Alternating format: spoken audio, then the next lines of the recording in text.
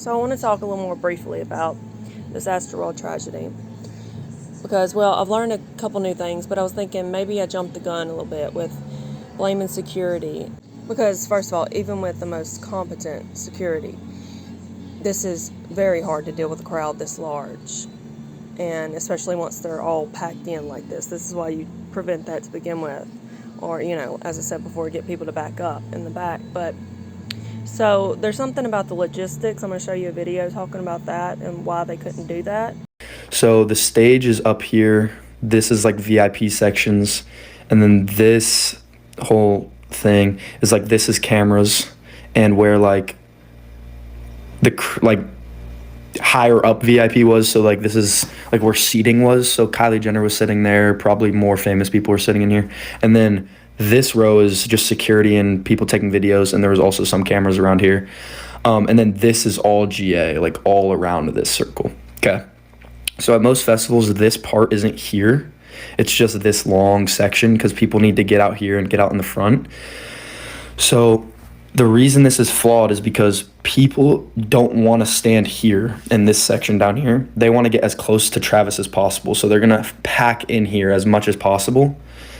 And I know that's kind of the people's fault going to the concert because they know that some people are going to get smushed. But normally people have give, but the gate doesn't have give. So the more you push into here, the more people are just going to slowly start scooting back at a normal festival and slowly just get waved, pushed back, pushed back, pushed back. What happened here is people are pushing in this way. People are pushing into the front and pushing in this way. And it's just pushing everyone backwards like at a normal festival. But you can't keep going backwards. It just hits the fence. So as you're hitting the fence, you're just getting more and more people are filling up in the fence. More and more people are hitting the fence, and it's just creating smaller and smaller space. So after like a minute of the first song, everyone surges to the front, surges into the sides, and people are just trapped in this section. And I would say probably out of the 8 people, all 8 died in this section and in this section, because same thing happened on this side. It's just everyone tried. No one wants to be back here. I saw videos of a lot of space in these areas. It's people are just trying to push here, and it's just pushing people back, but they're hitting the fence, so they have nowhere to go other than jump the fence. But you can't jump the fence when there's zero space. And people in here that are suffocating and dying, they can't get out because you can't go this way because people are coming in this way, and you can't go this way because there's a fence there. So Live Nation should be sued. Okay, so you heard that. Now, I was thinking before I saw this video, it's just so weird that after all these years of concerts and mosh pits and crowd surfing, and there's like a flow to this, with the music and everything. People move back and forth and sway and they do their thing. And there have been injuries, as people know with Travis Scott's previous concerts. He sort of encourages this. But naturally, people like their personal space. You're not going to stay somewhere where you cannot even move your arms. You'll keep moving to another area, or so what caused these people to be unable to move? Unless, that's all I can think. The people in the back just weren't budging. But then this guy is saying they couldn't, but how did they get to where... This sort of logistics thing is confusing me because I don't understand how those people that didn't want to be in the back moved up to begin with if they couldn't move back to where they were. Anyway, another factor in this is there were reports of people saying pills were being passed out that were laced with something, and this one security guard it was confirmed that he had been poked with something, pricked with something, shot with something on the neck. He passed out, and they had to give him naloxone, which is it's for overdose of an opioid. So it was believed that this was fentanyl that people were pricking others with or poking. I don't know. It is weird that there were other people that said before even things like the crowd got this slam packed, they were seeing people just fall down, pass out. So it seems like there were a lot of other factors and other manipulations to all this going on. The logistics, the whatever drug was being passed around, whatever drugs that were already in these people's systems to begin with. I still think this was something very dark that happened here, the energy that was flowing and the imagery and all of it. And his response, he just keeps singing and he just, I guess, is assuming this is just one or two people that were just slightly injured and would be taken off by EMT, and he just keeps going on and on, even though people are crying for help, running on stage. A couple more factors I want to point out. A commenter mentioned that all of these people were required to be vaxxed, so the CV vax, of course.